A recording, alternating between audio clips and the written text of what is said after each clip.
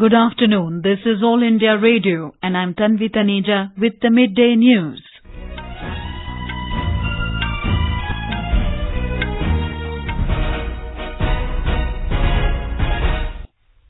The headlines.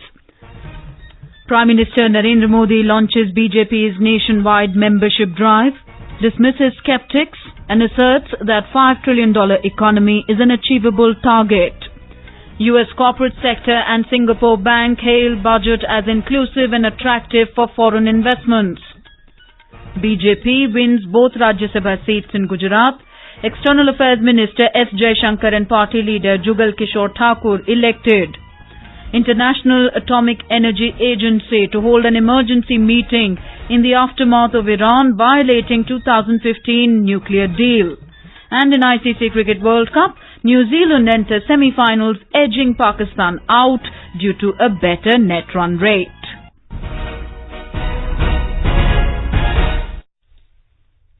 Prime Minister Narendra Modi today dismissed skeptics and said the target of India becoming a $5 trillion economy is achievable.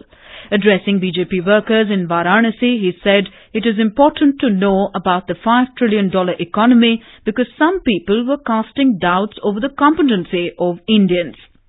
The Prime Minister said these people are professional pessimists.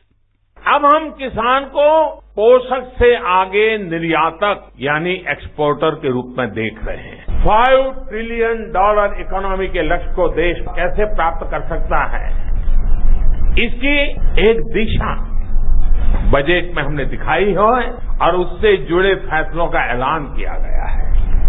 और देश को ये भी विश्वास किया गया है कि 5 साल एक सरकार एक कंटिन्यूटी में है। ये भी विश्वास दिया है कि आने वाले 10 साल के विजन के साथ हम मैदान में उतरे हैं।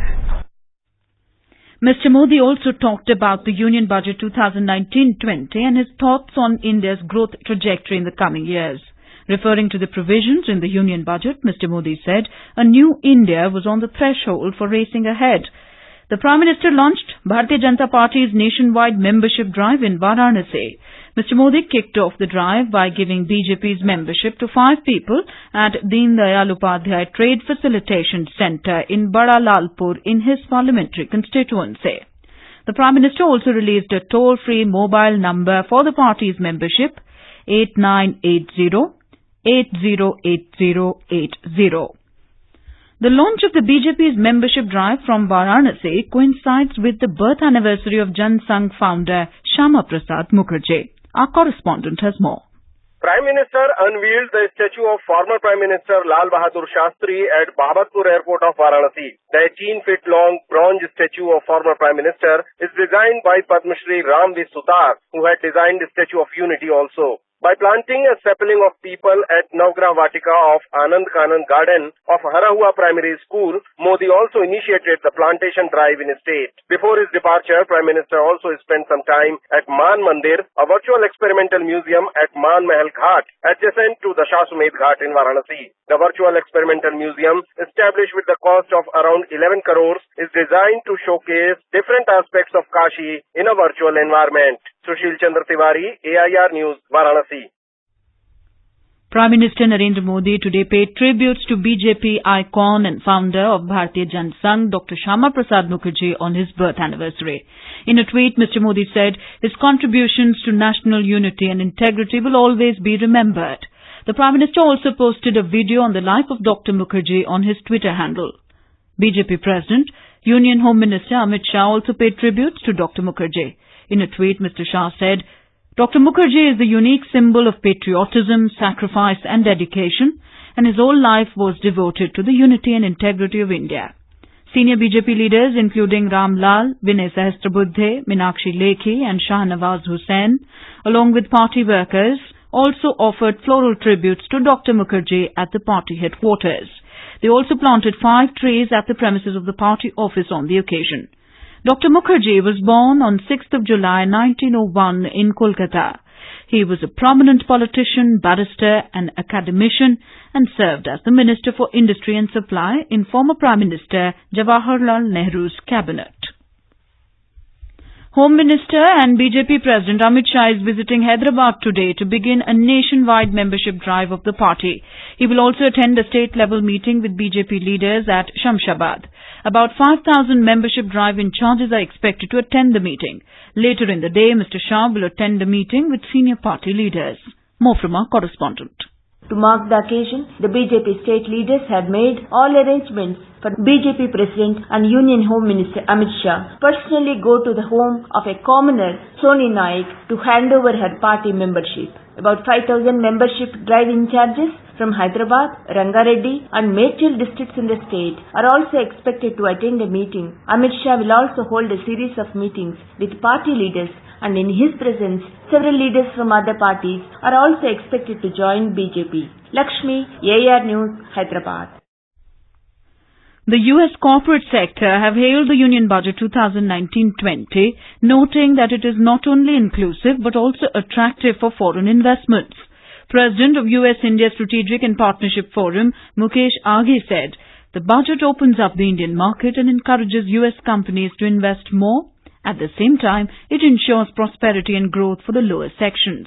He said the budget is trying to make positive structural changes. U.S.-India Business Council President Nisha Desai Beswal said the budget delivers a forward-looking and reform-minded approach for Modi government's second term. She said goals like transforming India into a global space and aviation hub also demonstrate the long-term thinking of the new government.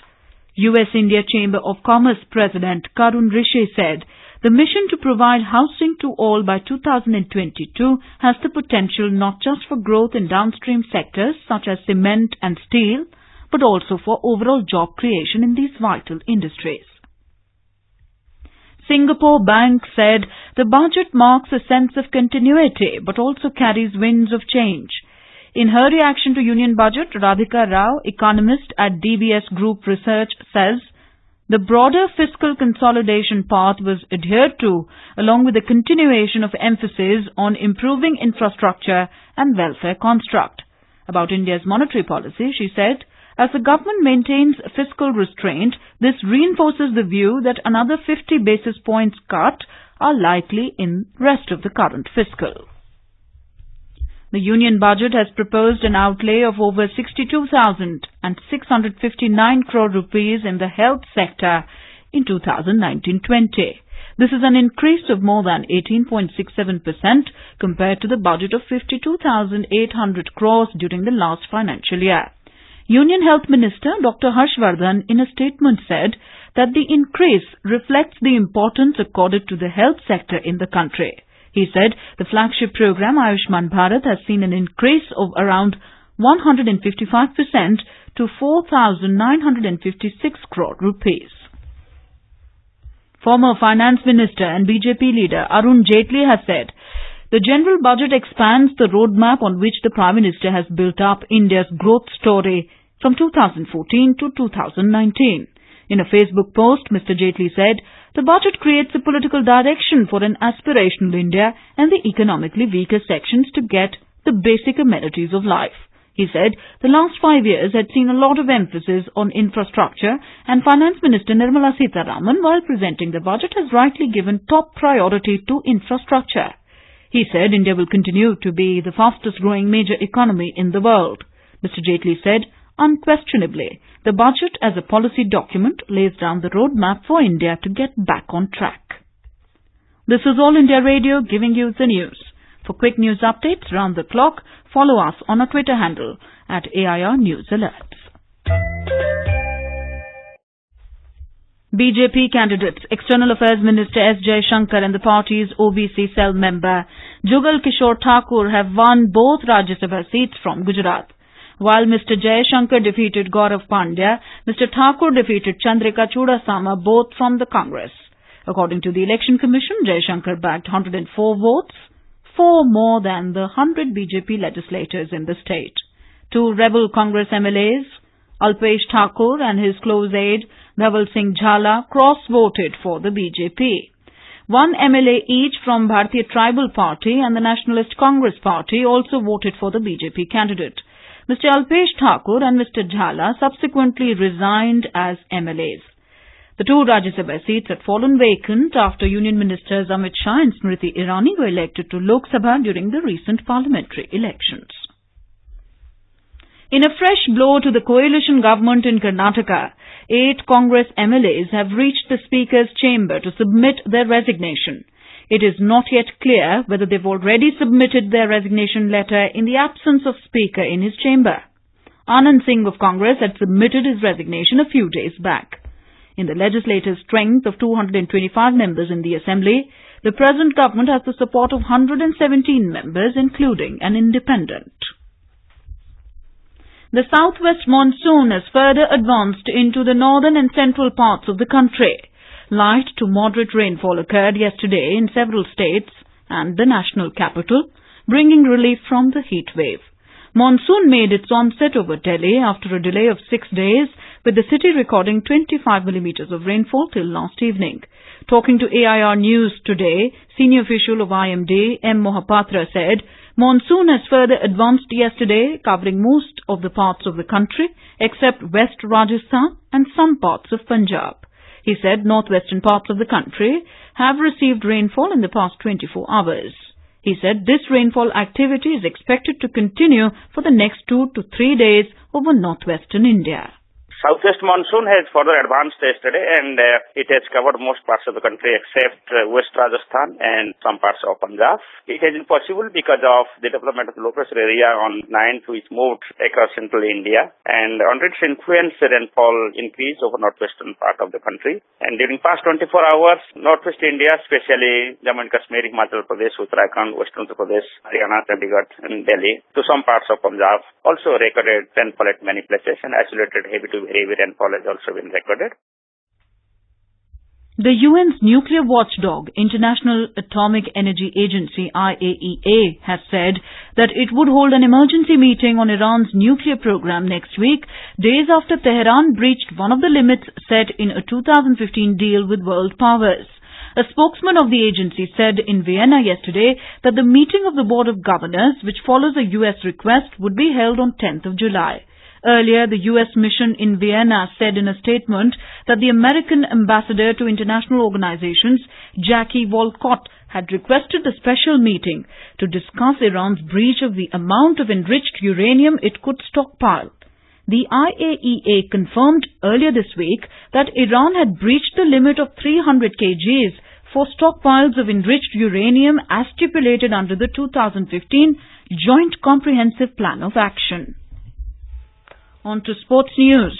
In the ICC Cricket World Cup, New Zealand have become the 4th semi-finalist. They join India, Australia and England, who have already booked their semi-final berths. We have a desk report.